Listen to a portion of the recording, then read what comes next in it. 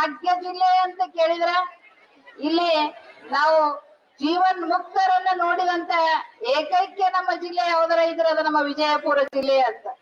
ಅವಾಗ ಬಸವಣ್ಣ ಆಗಿ ಹೋದ, ಸಿದ್ಧಾರೂಢರು ಇದ್ರು, ಶಿವಾನಂದರು ಇದ್ರು, ನಾವು ನೀವ್ ಯಾರು ನೋಡಿಲ್ಲ.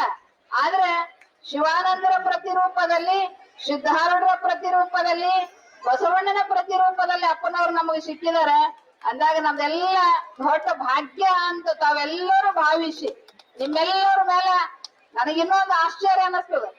ಅಪ್ಪನವ್ರ ಒಳಗನ್ನ ಅಷ್ಟು ಪ್ರಫುಲ್ಲ ಇರಂಗಿಲ್ಲ, ಹೊರಗೆ ಕರ್ಕೊಂಡು ಬಂದ್ರು ಅಂದ್ರೆ ನಿಮ್ಮನ್ನೆಲ್ಲ ನೋಡಿದ್ರಂದ್ರೆ ಪ್ರಸನ್ನರಾಗ್ತಾರ. ಇದು ಬಹಳ ಆಶ್ಚರ್ಯ ಅನಿಸ್ತದೆ. ನಾನು ನಿನ್ನೆ ಅಂದೆ ಅಪ್ಪನವ್ರು ಹೊರಗೆ ಬಂದ್ರು ಅಂದ್ರೆ ಬಹಳ ಪ್ರಸನ್ನ ಆಗ್ತಾರ ಅಂತ ಪ್ರಸನ್ನ ಮೂರ್ತಿ ಸದ್ಗುರುಗಳು ನಮಗೆ ಸಿಕ್ಕಿದಾರೆ. ಅವ್ರ ದೊಡ್ಡ ಭಾಗ್ಯ ಅಂತ ತಿಳ್ಕೋಬೇಕ.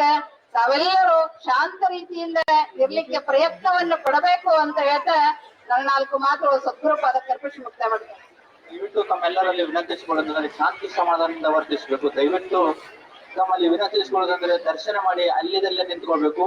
ಆಮೇಲೆ ಲಾಸ್ಟಿಗೆ ಎಲ್ಲ ನಾವು ಪ್ರಸಾದ ವ್ಯವಸ್ಥೆ ಇರ್ತದೆ, ಸಮಾಧಾನದಿಂದ ವರ್ತಿಸಿ ದಯವಿಟ್ಟು ತಮ್ಮಲ್ಲಿ.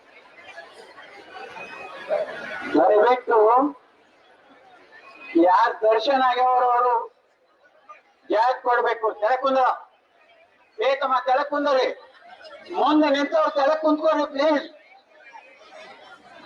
ಅಲ್ರಿ ನಿಮ್ ಮುಂದೆ ಬಿಟ್ಟಿದ್ ತೆಪ್ಪಾಯ್ತೇನೋ, ತೆಳಕ್ ಕುತ್ಕೋರಿ, ತೆಳಕ್ ಕುಂದ್ರಿ ಕಾಕ.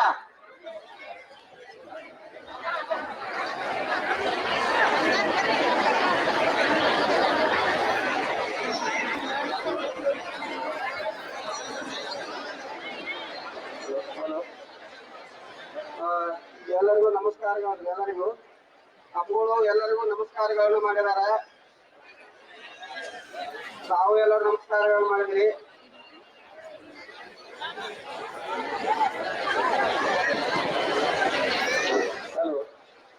ಸರ್ವಲೋಕೋಪಕಾರಾಯ ಯುವದೇವ ಪರಮೇಶ್ವರ ಚರತ ಜಿತಿ ರೂಪೇಣ ನಮಸ್ತೆ ಜಂಗಮಾತ್ಮನೆ. ಪೂಜ್ಯಪಾದ ಸದ್ಗುರುದೇವರಲ್ಲಿ ಭಕ್ತಿಯ ಪ್ರಣಾಮಗಳನ್ನ ಸಮರ್ಪಣೆ ಮಾಡಿ, ಜ್ಞಾನಯೋಗಿ ಪೂಜ್ಯ ಅಪ್ಪಂಗಳವರ ಶ್ರೀಪಾದಗಳಿಗೆ ಭಕ್ತಿಯ ಪ್ರಣಾಮಗಳನ್ನು ಸಮರ್ಪಿಸಿ, ಉಪಸ್ಥಿತರಿರುವಂತಹ ಸಕಲ ಸಂಪೂಜ್ಯರಲ್ಲಿ, ಆಗಮಿಸಿರುವಂತಹ ತಮ್ಮೆಲ್ಲರಲ್ಲಿ ಶರಣು ಶರಣಾರ್ಥಿಗಳು, ದುಃಖೇಶು ಅನುದ್ಯೋಗಿ ದಯವಿಟ್ಟು ತಾವೆಲ್ಲ ಶಾಂತರಾಗಬೇಕು. ನಾಡಿನ ಹಲವು ಮೂಲಗಳಿಂದ ತಾವೆಲ್ಲ ಆಗಮಿಸಿದಿರಿ. ಪೂಜ್ಯರು ತಾವೆಲ್ಲ ಆಗಮಿಸಿದಿರಿ ಅಂತ ತಿಳ್ಕೊಂಡು ಎಷ್ಟೇ ಏನೇ ನೋವು ಇದ್ರೂ ಸಹಿತ ನನ್ನ ಭಕ್ತರ ಸಲುವಾಗಿ ನಾನು ದರ್ಶನ ಕೊಡ್ಬೇಕಂತ ತಿಳ್ಕೊಂಡು ಬಹಳಷ್ಟು ಕನಿಕರ ಪಟ್ಟು ಇಲ್ಲಿ ಸಾಹಸ ಮಾಡಿ ಬಂದು ಕೂತ್ಕೊಂಡಿದ್ದಾರೆ. ದಯವಿಟ್ಟು ತಾವೆಲ್ಲ ಶಾಂತ ರೀತಿಯಿಂದ ಅವರ ದರ್ಶನವನ್ನು ತೆಗೆದುಕೊಳ್ಬೇಕು. ಇವತ್ತು ದರ್ಶನದ ಈ ಪದ್ಧತಿಯನ್ನ ಬೇರೆಯಾಗಿ ಮಾಡಿದ್ದೇವೆ. ಕೆಳಗೆ ಬರೋದ್ರಿಂದ ಬಹಳಷ್ಟು ಆಯಾಸ ಆಗಿದ್ದರಿಂದ ಮೇಲ್ಗಡೆನೆ ಅವರನ್ನು ಕೂಡಿಸಿ ನಿಮ್ಮಲ್ಲಿ ನಿರಾಶೆ ಮಾಡಬಾರ್ದು ಅನ್ನುವಂತಹ ದೃಷ್ಟಿಯಿಂದ ಇಲ್ಲಿ ನಾವು ಈ ವ್ಯವಸ್ಥೆಯನ್ನು ಮಾಡಿದ್ದೇವೆ. ತಾವು ದಯಮಾಡಿ ಬಂದಿರತಕ್ಕಂಥವರೆಲ್ಲರೂ ಕೂಡ ನಿಮ್ಮನ್ನು ನೋಡಿ ಸಂತೋಷಪಟ್ಟು, ಜನಾಂಗ ಎಲ್ಲ ಭಕ್ತರನ್ನು ನೋಡಿ ತಾವೇ ನೀವಿನ್ನ ಕೈ ಮುಗಿಯೋದಕ್ಕಿಂತ ಪೂರ್ವದಲ್ಲಿ ತಾವೇ ನಿಮಗೆ ನಮಸ್ಕಾರ ಮಾಡಿ ಅವರು ನಿಮಗೆ ಶರಣಾರ್ಥಿಗಳನ್ನ ಸಮರ್ಪಣೆ ಮಾಡಿದ್ದಾರೆ.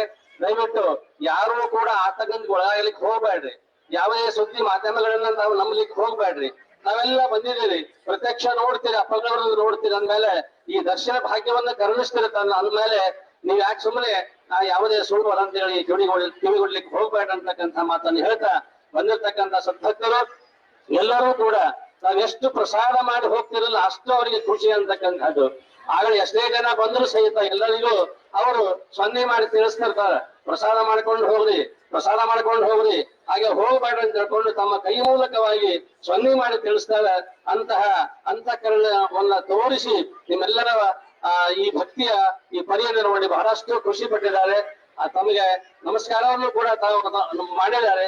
ದಯವಿಟ್ಟು ತಾವು ಇನ್ನು ಮುಂದಿನ ವಿಶೇಷತೆಯನ್ನ ಪೂಜೆಯಾಗಿರ್ತಕ್ಕಂತಹ ಬಸವಲಿಂಗ ಮಹಾಸ್ವಾಮಿಗಳವರು ಒಂದೆರಡು ಸೂಚನೆಗಳನ್ನ ಕೊಡ್ತಾರೆ.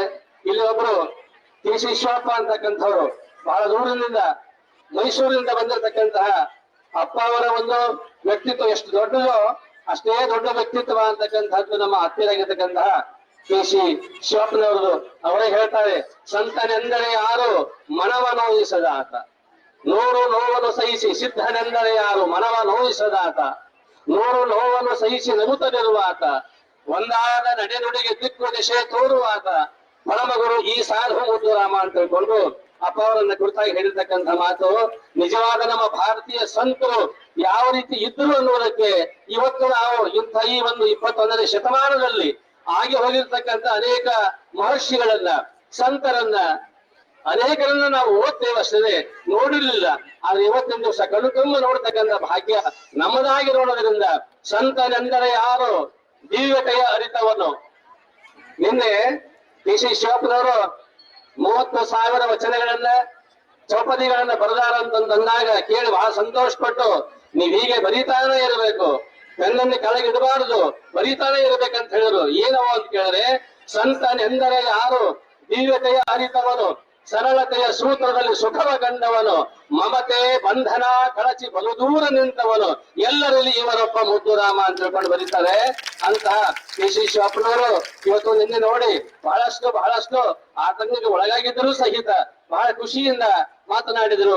ಸುಬ್ರಾಯ ಅಂತಕ್ಕಂಥವ್ರು ಸುಬ್ರಾಯವರು ಕೂಡ ಬಂದಿದ್ದಾರೆ. ಅವರೆಲ್ಲರನ್ನೂ ನೋಡಿ ಇವತ್ತು ನಾಡಿನ ಅನೇಕ ಮೂಲೆಗಳಿಂದ ತಾವೆಲ್ಲ ಬಂದಿದ್ದೀರಿ.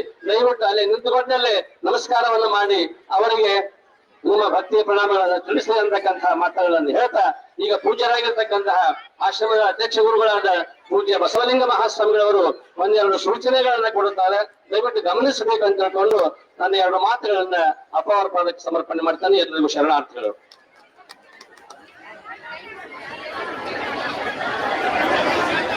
ಗುರುರ್ ಬ್ರಹ್ಮ ಗುರುರ್ ವಿಷ್ಣು ಗುರುರ್ದೇವೋ ಮಹೇಶ್ವರ ಗುರು ಸಾಕ್ಷಾತ್ ಪರಬ್ರಹ್ಮ ತಸ್ಮೈ ಶ್ರೀ ಗುರುವೇ ನಮಃ. ಪೂಜ್ಯ ಅಪ್ಪಗಳ ಶ್ರೀಚರಣದಲ್ಲಿ ಭಕ್ತಿ ಪ್ರಣಾಮಗಳನ್ನು ಸಲ್ಲಿಸಿ ಈಗೊಂದು ವಿಶೇಷ ಪ್ರಕಟಣೆ. ನಾಳಿಂದ ಡಾಕ್ಟರ್ ಸಲಹೆ ಮೇರೆಗೆ ಅಪ್ಪುಗಳ ಆರೋಗ್ಯದಿಂದ ಡಾಕ್ಟರ್ ಸಲಹೆ ಮೇರೆಗೆ ನಿಮಗೆ ಮಧ್ಯಾಹ್ನ 1ರಿಂದ ನಿಮ್ಮ ಮೊಬೈಲಲ್ಲೇ ನಿಮ್ಮ ಮನೆಯಲ್ಲೇ ಕೂಡ ಅದು ದರ್ಶನ ಆಗುವಂತ ವ್ಯವಸ್ಥೆಯನ್ನು ಮಾಡ್ತೀವಿ. ಅದಕ್ಕೆ ತಾವು ಇಲ್ಲಿ ಬಂದು ಎಷ್ಟು ಜನ ಬರ್ತಿರೋ ಅಪ್ಪುಗಳಲ್ಲಿ ದರ್ಶನ ಇಲ್ಲಿ ಬಂದ್ರು ಕೂಡ ಅದು ಟಿವಿ ಒಳಗ ಆಗ್ತಾ ಇದೆ.